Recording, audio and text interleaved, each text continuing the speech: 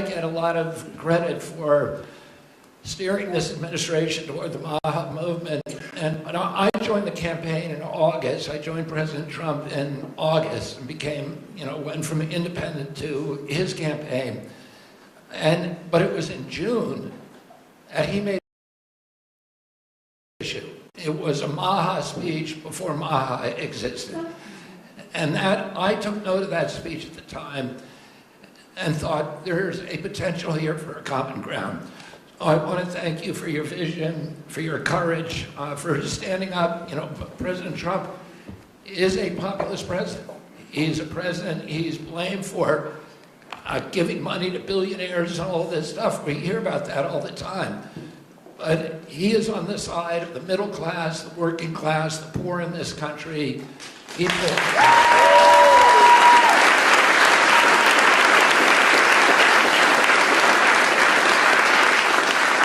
I've been following, I've met every president since my uncle was president, and I've never seen a president, Democrat or Republican, that is willing to stand up to industry when it's the right thing to do, and they're willing to talk about really difficult issues and to hold his stand on those issues. I've never seen anything like it, and I'm very, very grateful to you. I've sat with industry again and again in a room with him and heard him say, we can't do that. We're going to do something different, deliver news that they didn't want to hear.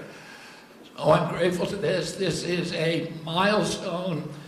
There's never in American history has the federal government taken a position on public health like this.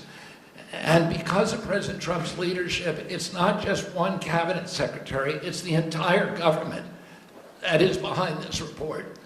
And I can say again, I talked a little bit about when I met Rachel Carson as a boy. My uncle tried to do this, but he was killed and it never got done. And ever since then, we've been waiting for a president who would stand up and speak on behalf of the health of the American people and say, there is no difference between good economic policy, good environmental policy, and good public health policy, and good industrial policy. We can have all of them, but we need a united cabinet, and we need to go forward as a single people. I want to thank you for that, President Trump.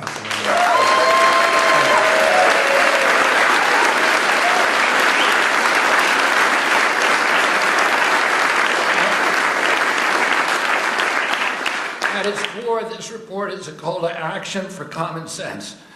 We've relied too much on conflicted research, ignored common sense, or what some would call mother's intuition. It's common sense that ultra-processed, nutrient-poor food contributes to chronic disease. It's common sense that excessive screen time and isolation lead to anxiety and depression, especially in children. It's common sense that exercise and healthy food should come before prescriptions and surgery. It's common sense that not all calories are equal in nutritional value. It's common sense that over-medicating kids is dangerous. It's common sense that we can celebrate the innovations of modern life while also demanding fearless inquiry into ameliorating the negative effects of medication, agriculture, and environmental practices. It's common sense that research funded by corporations deserves more scrutiny than independent studies. I'm so proud of this cabinet, and particularly Secretary Rollins and Administrator Zeldin, who, again, I'll say it a third time, worked late nights, early into the morning to make this happen, and to all the leadership from the White House staff, beginning with Stephen Miller, and Heidi Overton, Dr. Heidi Overton, with Vince Haley.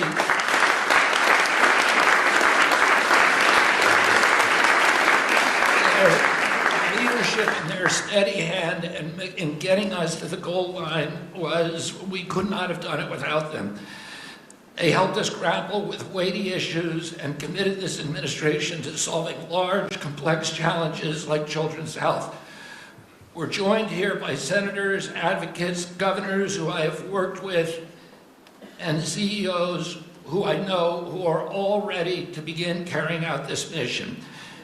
This is the beginning of a conversation, a national conversation that we are going to have with maturity, with nuance, for the first time in history, thanks to your leadership, President Trump. There is a reason that the Maha Moms sided with you, President Trump. It's because this administration has the bravery to tell the truth and solve problems through innovation and not nanny state regulation. President Trump, I'm honored to present you the Maha report and work with this incredible cabinet that you have brought together to make our children healthy again.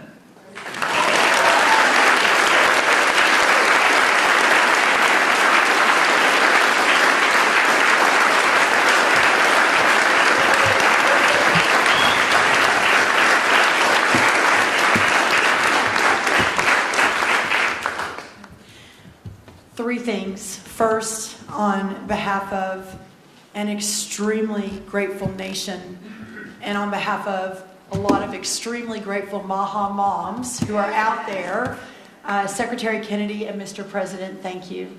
I see a Maha mom and grandma and our amazing Chief of Staff right there, Susie Wiles. I see a Maha mom and Caroline Levitt and all across our cabinet.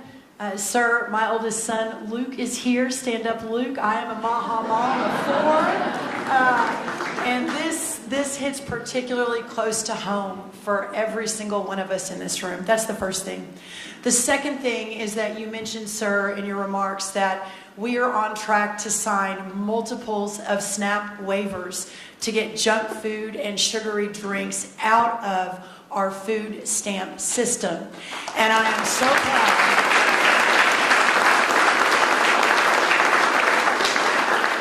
So proud to announce that on Monday I was in Nebraska with Governor Pillen where we signed the first one.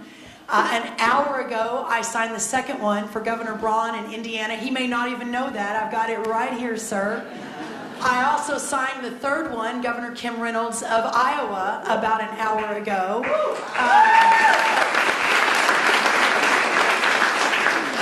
With a half a dozen more coming down the line. And sir, that has never happened before. Under Republican or Democrat administrations, we have never made that happen before. So I am so proud and so grateful for your leadership. Governor Morrissey here, who was the first one to apply from West Virginia. Oh, Governor Morrissey.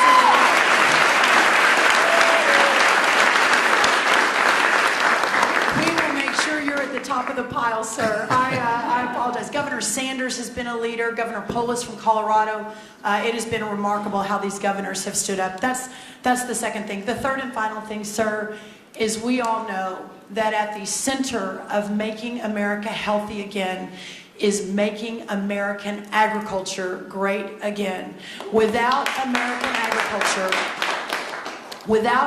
agriculture at the center of this discussion, we have the most robust, the safest, the best agriculture system in the world. And in partnership with the amazing Secretary Kennedy and all of these incredible patriots sitting around this table, under the leadership of the extraordinary President Donald J. Trump, we will make America healthy again. And what an honor it is to be a part of that. Well, thank you so much.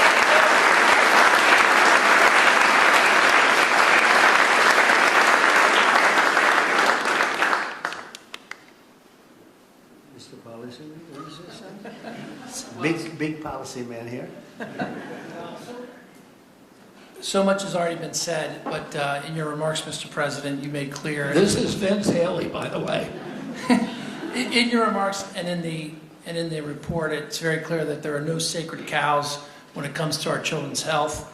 We are showing the courage to turn over every stone to figure out, to investigate what is behind the chronic childhood disease crisis, and that's what this report represents, sir. Thank you, Vince.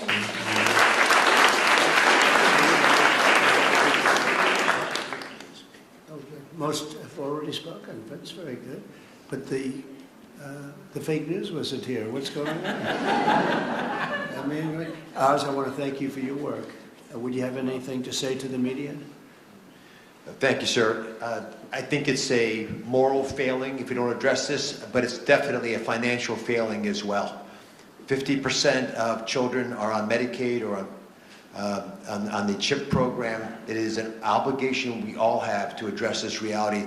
As you know, the cost of Medicaid has gone up 50% in 5 years. Right. I thank you very much for having the bravery to commission this report, and Secretary Kennedy, Secretary Rollins, Lee Zeldin, and everybody else on this panel for being able to effect what has not been done since this law for Medicare and Medicaid was written in 1965. God bless you. Thank you very much, Alice. Thank you.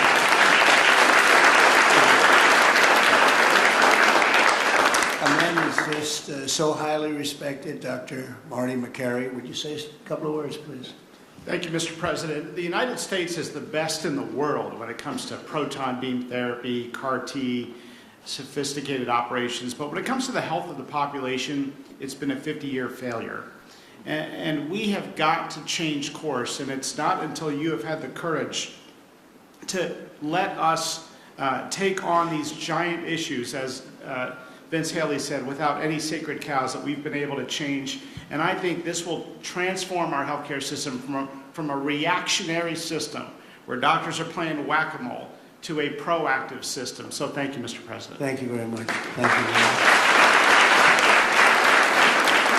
Highly respected Major, please say a few words. Thank you. Thank you, Mr. President. I said earlier already that it's shocking to me that what this report says, which is that our kids will live less long, less healthy, more unhappy lives than we will as parents. We can't have that. I'm so proud to be part of this moment because that doesn't have to be the future. We can change things by doing excellent gold standard science, understanding the root causes of all these problems, reversing it. And Mr. President, this is an enormously important moment because it's from this moment forward, we will reverse course so our kids will live longer than us, will live more healthy than us, and will be happier than we have been. Thank you. Thank you very much. Thank you. I have to say we have the greatest farmers in the world, and we love our farmers, and we want to pay respect to our farmers, and we always will. And we won the farmers by a lot in the election, in every election, all 3 elections, and we won by a lot, and I will never forget that, and they are foremost in our thought, and representing, I think the farmers better than just about anybody can do is Senator Roger Marshall. Could you say a couple of words, Roger, please? Mr. President, we're not tired of winning yet. Congratulations. What a week you've had overseas, one win after another, one big beautiful bill across the House floor this morning. You're the best closer in the game, and this is one of the greatest days of my life professionally speaking as well. And I just want to acknowledge my Maha mom out here as well, that my wife, Lena, was a Maha nurse and a Maha mom and a Maha grandma. Now, Lena, will you please stand up as well, my wife?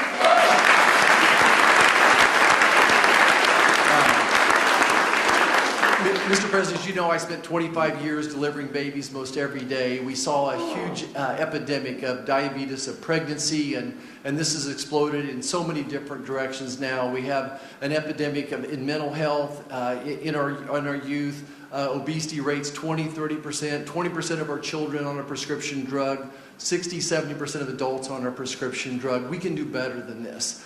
And it does start with the farmer. It starts with soil health. And I just want you to know that our farmers are so committed to this as well. And so many of them are already doing great things. They're making the soil healthier. They're using less pesticides. They're doing all the right things. It's going to take a little bit more effort and time to get everybody with those practices. But the American farmer and rancher were the original environmentalists, the original conservationists, and they'll be right here working beside us, and we appreciate your support of them as well. Thank you, Roger. Good. Thank you.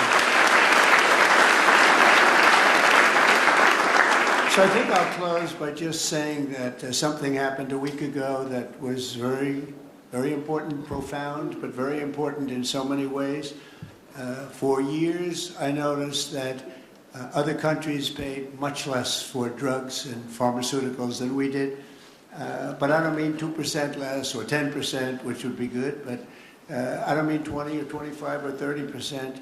I mean, sometimes we paid 10 times more, 12 times more, 13 times more than other countries, where people from our country would be seen going into Mexico and seen going into other countries, leaving on trips and bringing their drugs home because they'd get in London, they'd be able to buy a drug for 1/10 the price of what it costs in New York City. And I watched this, and I watched it during my term, and I didn't like it. And it's a very complex system, but you know, we're smart also, maybe much smarter than they are. And at some point, we had to figure out, and I heard it was the middleman. Nobody told me who the middleman was. Nobody knew who the middleman was. Nobody ever heard. All I heard is the middleman. I said, they've got to be the richest people in the world, whoever they are. We don't even know if there is a middleman. All I know is that the drugs were 10 times higher, and sometimes more than that. And I really got into it over the last year, and I figured the whole system out.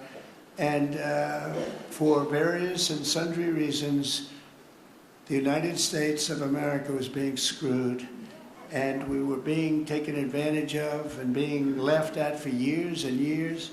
And I said, it's not going to happen anymore. And I brought a great gentleman, the head of Eli Lilly, in, who's great. He really is. He's great. He's done a fantastic job, and others also of the companies. And I have it out with him. I had debates with him, actually, and pretty much it was a debate that was impossible to lose. You had to be a real bad debater to lose that debate, because they couldn't justify it. They tried to say, well, you know, we pay for research and development, and the United States has agreed to pay for 100%. I said, why? Why are we paying? And by the way, that wasn't even the number, because it's still way too high if you took all the research and development. But you have other countries that are a lot more vicious than us in terms of their representatives. And they'd set a price for a drug, and they'd say, tell the United States to pay for the rest. We were subsidizing the whole world. And I said, we're not going to do that anymore. We've been a laughing stock for so many years. The last 4 years, we've been a laughing stock. I said it. We're a laughing stock, and now we're the most respected, and we're the hottest country in the world. We're going to remain that way. We're going to do that with drug costs, too. And so I said, I'm going to do something that's a very unpopular thing to do with a small number of people, mainly the people that own the drug companies and others. And I'm not even blaming them. They were able to get away with it, but it was really other nations that took advantage of us, because the drug companies were under their thumb. And they would say, this is what I'm going to pay. And the European Union was right at the top of the list. Let me tell you, we're going to pay $20 for this, and we're not going to pay any more. And America would pay $240 for the same thing that they're paying $20. They said, tell America to pay for the rest. So for years, they went along aimlessly, and they did it. And I started making changes, and I'll never forget the end of my first term, which was very successful. We had the best stock market ever. We had the best economy ever of any president. We went up 88% in the stock market, as an example, and I think 116% in one of the other indices. And we had, we're doing well, but this whole thing with the drug costs always bothered me. And I started really studying it, and it's very complicated stuff. And I said, you know what? We are paying so much more. And I demanded favored nations. We're the biggest buyer, we're the best buyer, we're the most solid buyer, we're the one that paid for all of the research and development. And I said, we're going to do something that's earth-shattering. So at the end of my first term, I was so proud, because it's the first time in 28 years that any president reduced drug prices during the course of 4 years. And you know what the number was? 1/4 of 1%.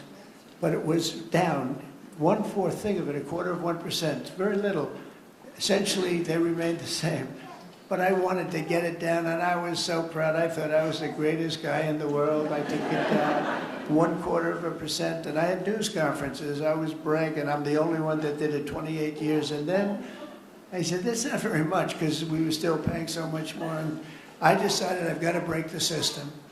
And it's the most powerful lobby in the world, the drug company. The most powerful they are, the most powerful. And I'm not saying bad, good, I'm not saying anything, but they have tremendous power over the Senate, over the House, over the governors, over everybody. And they spend more money, billions and billions of dollars. And I said, I don't care. I have to do what's right. And I declared a favored nations, most favored nations, where the United States from now on is going to pay the exact same price as the lowest price anywhere in the world. In other words, if you take...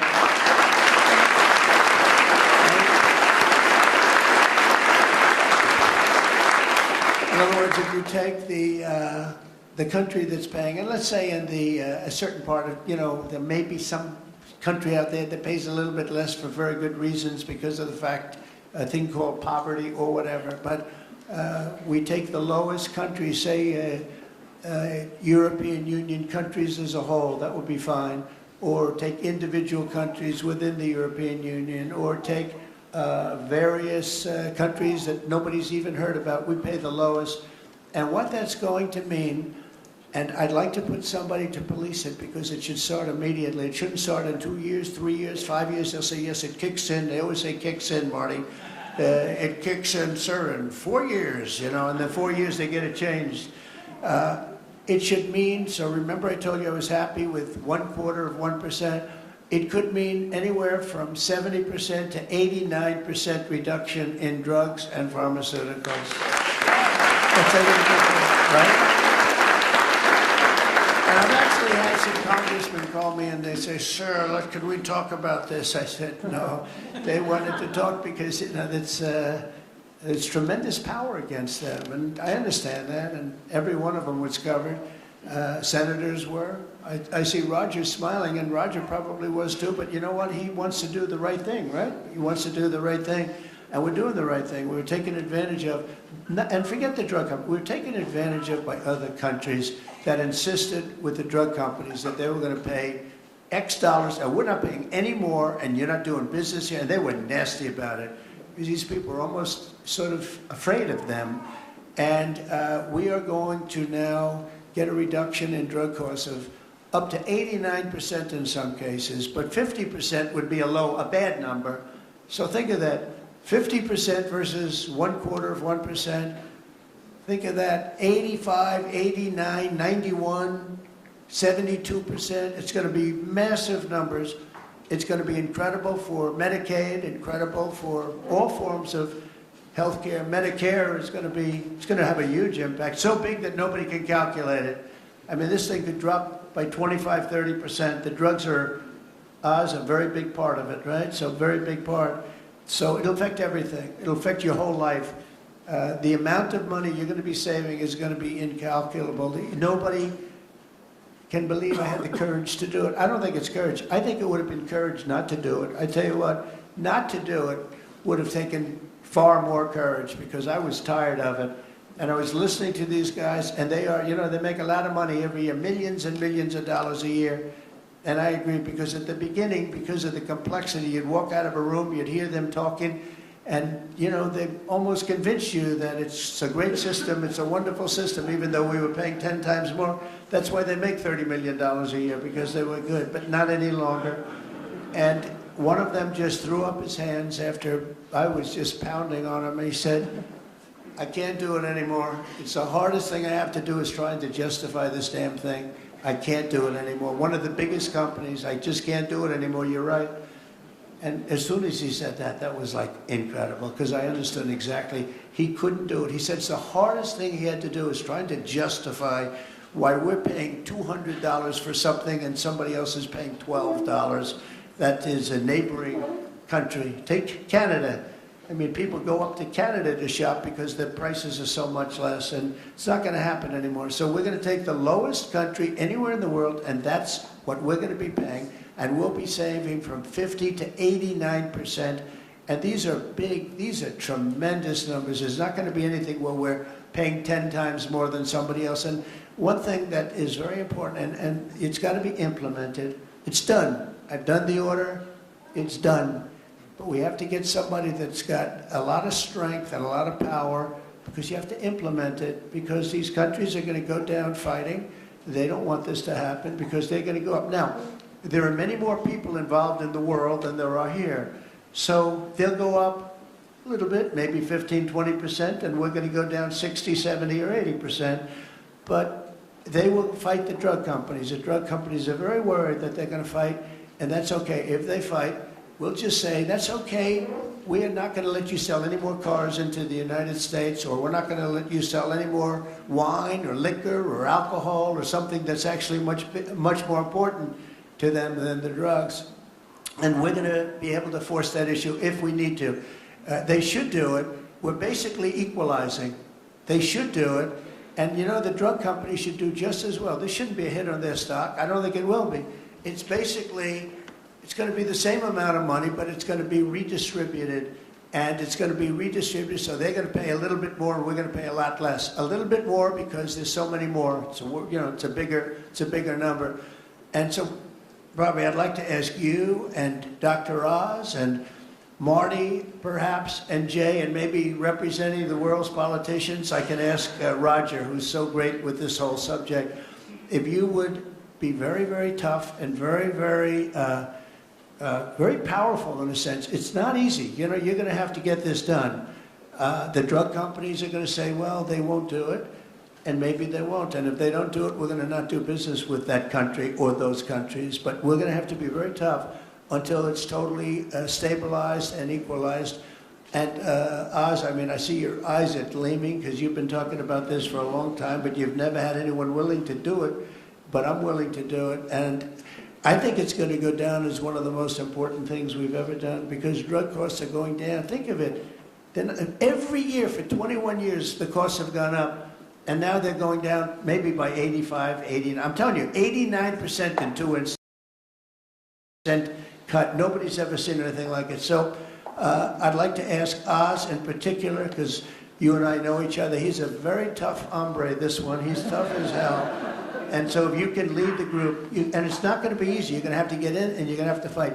If you do it, you can have, within a period of weeks, you can have drug costs that drop like a rock, okay? So you, as a group, I have great confidence. And if you don't do it, I am firing every single one. Good luck, guys. All right? Can you handle it?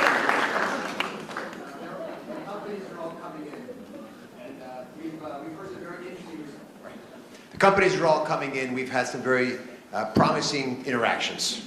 So, Well, give me a little time to be a tough hombre. You'll do a great job. I have no doubt about it. Thank you very much. Any help, I will be there to help you, okay? Well, you mentioned something that has not been discussed in the past. People have talked about drug prices in a silo and in isolation. But when you start going to the countries where they give discounts to because they're getting beaten up there and you support these companies, they see a huge upside potential. And even greater than the numbers you mentioned. Right. They should be able to charge more than what they would historically have been tolerant of if they have the support of the U.S. government and you. And Secretary Kennedy is aware of all these discussions. Well, they were artificially low and artificially high. We were artificially high. They were artificially low. We're not going to let that. And I think you're going to be able to handle it pretty easily. But speed is very important because we can do this immediately. This doesn't take 2 years, 3 years. It doesn't take a month. So do the best you can. Thank you very much. Thank you, everybody. Thank you very much. Thank you very much. Are we concluded, Bobby? Yes. Go ahead. What an Thank you, information. Mr. President. Let's all give a hand for President Trump.